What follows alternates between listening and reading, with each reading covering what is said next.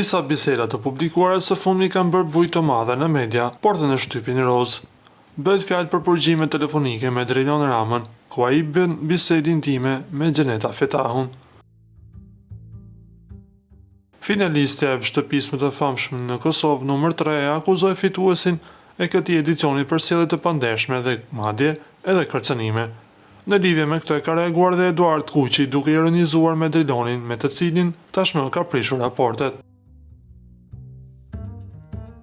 Sa mirë është bërë Instagrami me një video mundesh me i la të gjitha gjunahet, e mund t'i lash të gjitha ndjesat, kërkim faljet, mundesh t'i bësh me një video, shprehet ai. Po më vjen shumë mirë, po e shfrytëzoj dhe unë rastin me kërku faljet të gjithë thellëzave që i kam lyp me dal, por nuk kanë dashur të dalin me mua. I kërkoj ndjesë se e kam pasur për lojë, e kisha dëshirë me u testu pak se çfarë po thoni, kështu që kërkoj falje. Ishte ironia që përdori Edi ndaj Drilonit.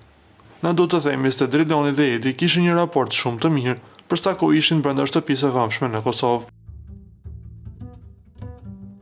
Ju lutem klikoni tek butoni subscribe për të marrë të rejat më të fundit nga showbizi shqiptar.